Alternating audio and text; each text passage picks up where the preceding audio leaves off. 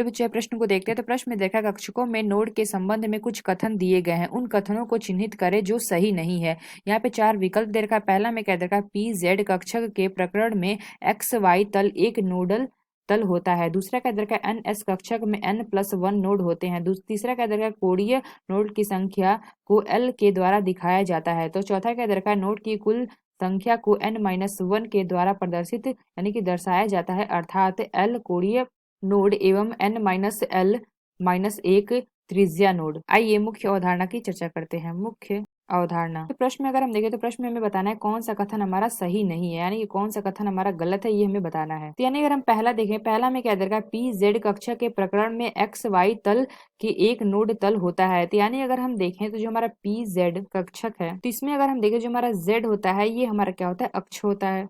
P Z दे रखा है यानी कि पी जेड कक्षक, तो इसमें हमारा जेड हमारा क्या हो जाएगा, अक्ष हो जाएगा। उसके साथ में अगर हम देखें तो इसी प्रकार हमारा एक्स और वाई क्या हो जाएगा, एक्स और वाई ये हमारा क्या हो जाएगा, ये हमारा हो जाएगा तल एक नोडल तल होता है, यानी ये हमारा क्या हो जाएगा, नोडल तल। तो यानी हम कह सकते हैं जो हमारा पहला कथन दे रखा है कथन हमारा सही है, क्योंकि दे रखा है यहाँ पे कि पी जेड कक्षक में प्रकरण में एक्स और वाई तल एक नोडल तल होता है। यहाँ पे हमने क्या देखा, जो हमारा जेड है ये हमारा कहता है अक्ष हो जाता है, तो यहाँ पे जो हमारा बचेगा एक्स और वाई हमारे क्या हो जाएंगे, तल एक नोडल तल होंगे। यानी हम कह सकते हैं यह विकल्प हमारा गलत है, क्योंकि दिया गया कथन हमारा क्या सत्य है।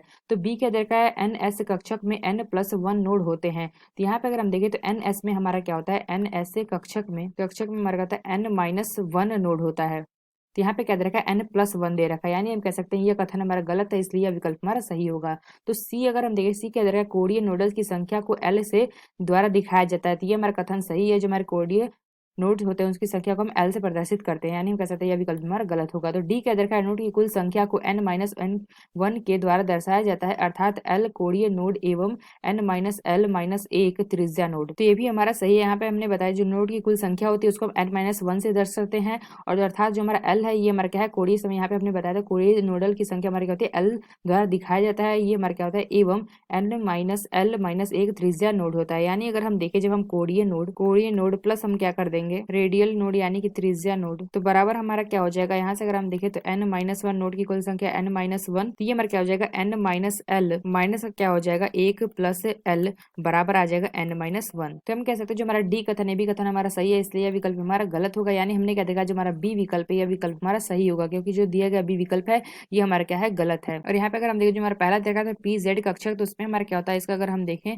तो यहाँ से हमारा क्या हो जाएगा, ये अगर हम देखें तो ये हमारा क्या हो जाएगा, एक्स हो जाएगा, और ये हमारा वाई, और यहाँ से अगर हम देखें इसको हम क्या मान लेते हैं, ये हमारा क्या हो जाएगा, जेड। तो यहाँ से अगर हम देखें तो ये हमारा क्या आ जाएगा, यहाँ से हमारा आ जाएगा एक्स और वाई क्या होंगे, एक तल नोडल तल होंगे, और जो हमारा जेड है हमारा क्या होगा, अक्ष होगा। यानी हम कह सकते हैं जो हमारा पहला है ये भी हमारा कथन सही है, इसलिए हमारा विकल्प गलत होगा। तो यहाँ पे हमने क्या देखा, जो हमारा बी विकल्प है यह विकल्प हमारा सही होगा। तो आशा करते हैं आपको समझ में आया होगा। धन्यवाद।